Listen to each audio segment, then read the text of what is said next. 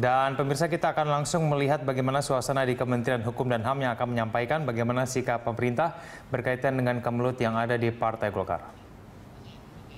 Diktumnya adalah satu, mengesahkan kembali surat keputusan Menteri Hukum dan Hak Asasi Manusia nomor M.AH-21.11.01 ya, tahun 2012, tanggal 4 September 2012 tentang pengesahan perubahan susunan komposisi dan personalia Dewan Pimpinan Pusat Partai Golongan Karya masa bakti 2009-2015. Mengesahkan kembali susunan komposisi dan personalia Dewan Pimpinan Pusat Partai Golongan Karya hasil Musyawarah Nasional Riau tahun 2009 dengan masa bakti 6 bulan sejak keputusan ini. Ketiga, kepengurusan yang disahkan kembali dengan surat keputusan ini mempunyai kewenangan ya untuk membentuk panitia yang akan menyelenggarakan musyawarah nasional atau musyawarah nasional luar biasa sesuai dengan anggaran dasar anggaran rumah tangga Partai Golongan Karya yang demokratis, rekonsiliatif, dan berkeadilan. Jadi itu yang kita sampaikan, dan dalam pembicaraan saya sudah melaporkan ini ke Pak Wapres, kebetulan bertemu, dan Pak Menko Polhukam juga sudah menyampaikannya ke apa yang akan kita lakukan hari ini kepada Bapak Presiden, karena kemarin Pak Menko Polhukam juga sudah melapor kepada Presiden pasca Rapimnas Golkar yang lalu. Saya kira ini yang ingin kami sampaikan. Mudah-mudahan ya harapan kami ya dari pemerintah Golkar akan cepat menyelesaikan kekisruhan selama ini.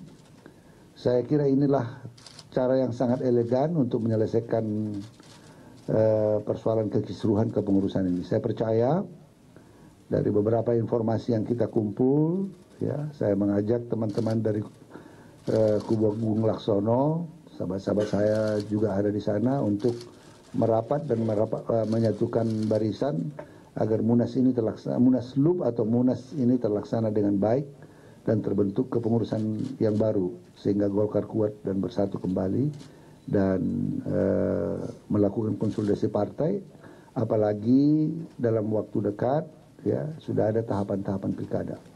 Saya kira yang kami sampaikan. Terima kasih.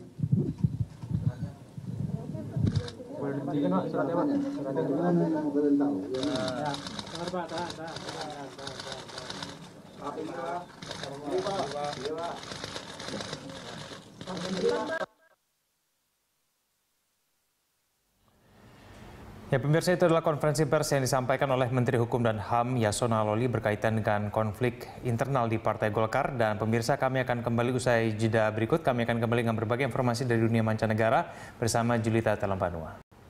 Pemirsa, polisi masih belum mengumumkan tersangka dalam kasus kematian Wayan Mirna Salihin di Cafe Olivier. Kita bergabung dengan Tika Beremau dan Bobby Tobing dari Polda Metro Jaya.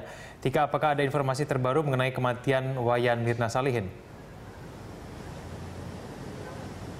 Ya, Egan, ayah dari korban tewas misterius Wayan Mirna Salihin di Dermawan Salihin pada hari ini kembali mendatangi Polda Metro Jaya untuk kembali diperiksa.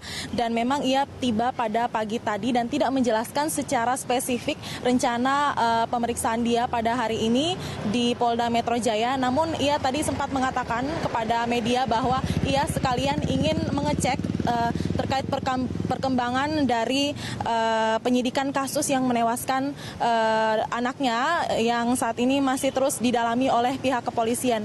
Dan memang hingga saat ini Dermawan yang tadi datang sendirian masih diperiksa di dalam gedung Direskrimum Polda Metro Jaya, dan di saat ini pun media masih menunggu apa nanti penjelasan dari ayah dari Wayan Mirna Salihin ini pada pemeriksaan yang dilakukan dilakukan oleh Polda Metro Jaya pada hari ini. Dan memang sebelumnya menurut keterangan dari Dermawan Salihin pada pemeriksaan yang sebelum-sebelumnya, ia juga mengatakan bahwa tidak ingin berkomentar banyak sebelum tersangka dari kasus ini ditetapkan oleh pihak penyidik Polda Metro Jaya, dan ia menyerahkan secara penuh penyidikan atau proses hukum dalam kasus ini kepada pihak kepolisian.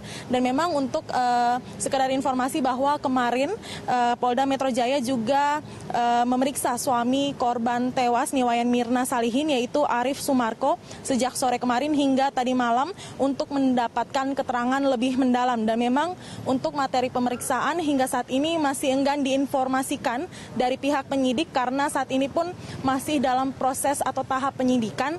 Dan menurut Dirkrim Polda Krisnamurti, pemanggilan memang dilakukan secara terus-menerus kepada saksi, dan memang hal ini dilakukan secara berulang untuk pihak penyidik dapat menggali informasi atau keterangan lebih mendalam. Dan memang masih dalam kasus yang sama, yaitu Jessica Wongso, rekan dari Niwayan Mirna Salihin ini mendatangi gedung Komisi Nasional Hak Asasi Manusia atau Komnas HAM.